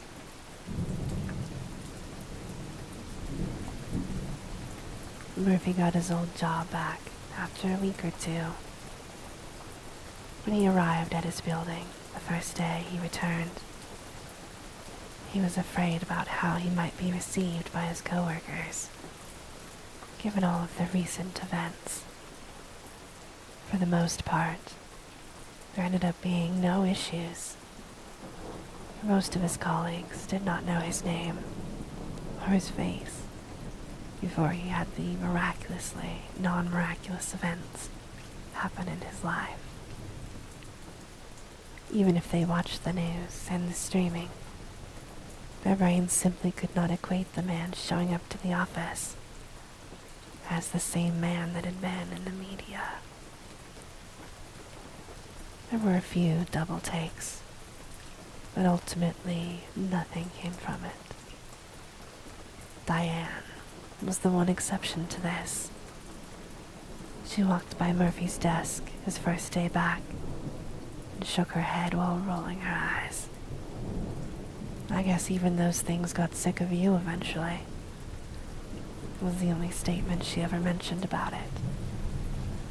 Murphy's boss informed him that because of the length he was gone, he would not be eligible for the annual raise until this time next year. Murphy only received one more communication from Tammy, and even this was not direct. An accountant that she had hired took a percentage of his total income from his time as Neo Prime for tax purposes to keep the IRS off both of their backs in the future. He did look her up via Google a few times and mainly saw old articles, but did come across a link or two that led to her Twitter, OnlyFans, and other subscription sites. When Murphy did have the temptation to talk to her, he could not think of anything remotely relevant or interesting to say. Saying things like, "Boy, that was a weird thing," or "How have you been?" would have been so boring and awkward that he never managed to even type anything in the subject matter of the email. Murphy also read some of the articles and analysis of the event, barely any of which mentioned him by name.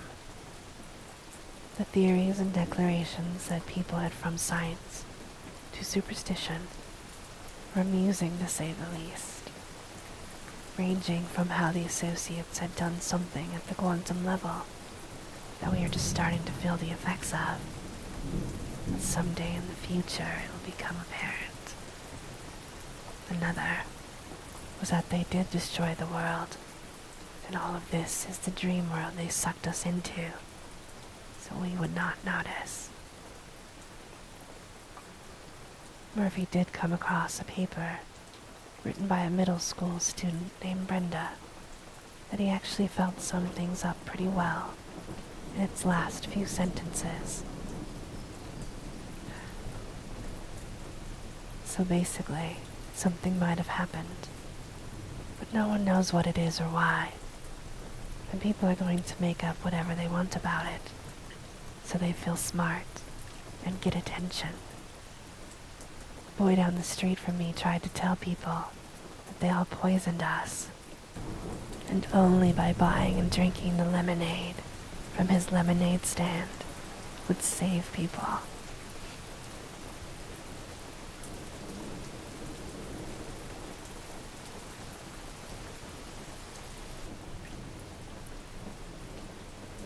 And that is the end of this wonderful story by Phee Stringer. I hope you enjoyed this very unorthodox way of sharing a story together. I think we'll probably try it again. Lovecraft is obviously very difficult to read sometimes, so that might not be possible, but thank you for forgiving the mistakes that I made and for being part of this story. And I hope that you have a very wonderful night and very sweet and creepy dreams. And we'll do this again very soon.